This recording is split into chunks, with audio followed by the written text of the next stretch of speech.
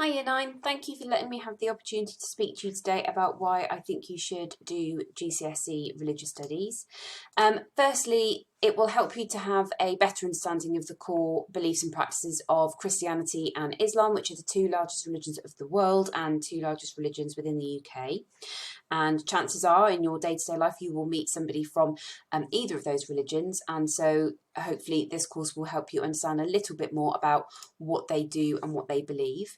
We also explore different philosophical and ethical issues, for example crime and punishment, and we try to look at the different beliefs that Christians have about these ethical issues, but also encourage you to think critically about some of these issues. So, for example, in crime and punishment, we look at the causes of crime.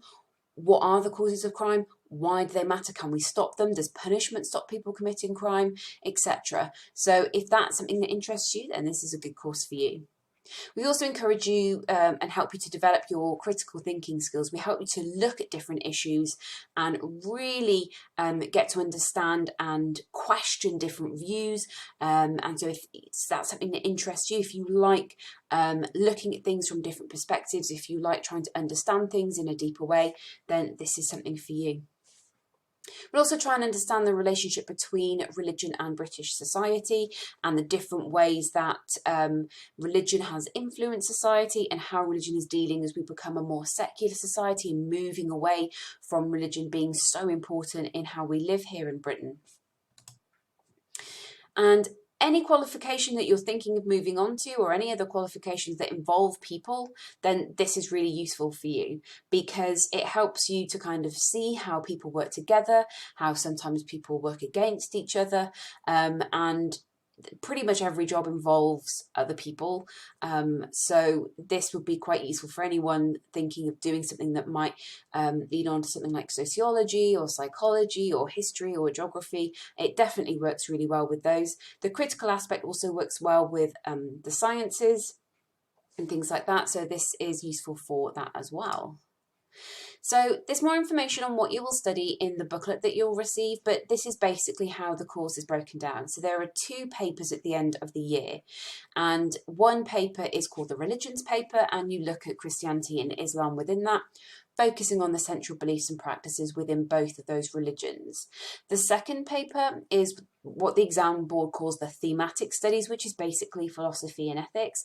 And at the bottom there, you can see some of the units that are available. There are 6 available to us, but we only have to study 4. So you've got arguments for and against the existence of God. So you get to look at why people believe God exists and why people believe God doesn't exist, and think about the validity of those arguments. Crime and punishment, as I've mentioned. Religion and life, which explores how the universe got here, how humans got here, and how we are looking after the world and each other and animals now we're here. And then the last one, religion, peace and conflict, which obviously, as the name suggests there, looks at war, peace, pacifism and forgiveness. So as I said, there are 2 exams at the end of year 11, so there's no coursework, and all you need to do is sit these 2 papers. They last about 1 hour and 45 minutes each, and each set of questions has exactly the same setup. So there are always 5 questions for each unit. So 5 questions for Christian beliefs, 5 questions for Christian practices, etc., etc. And I've given you the mark breakdown there and the type of question that they are. So you can see that the longest question is an evaluation question. So we use a similar format, P paragraphs, that kind of thing. So if you're confident with those, then this is a really good option for you. So the skills and qualities you definitely need an inquiring mind. You have to be interested in why things are the way they are. When people ask me why did I want to be a RPE teacher and an RS teacher, it's very simply because I'm nosy. I want to know what people believe and how it makes them do what they do. So for me, this is a simple way to kind of do that.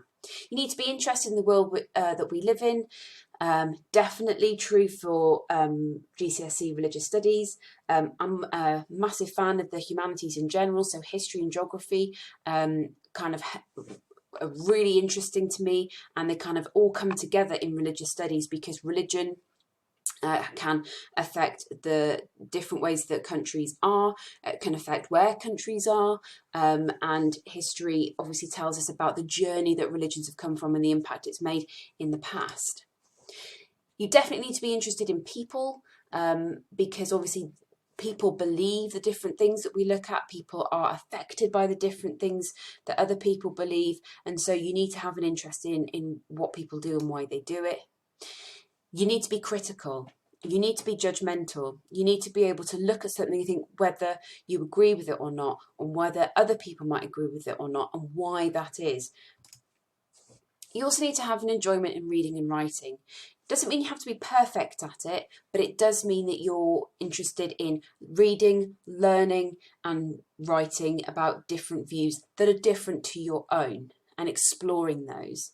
If that sounds like something that is up your street, then GCSE RS might be something that you have a little look at. If you have any further questions, please don't hesitate to get in touch with myself, Miss Clark, or Miss Hardy. We'll always take the time to help you make this decision. Thank you, everyone.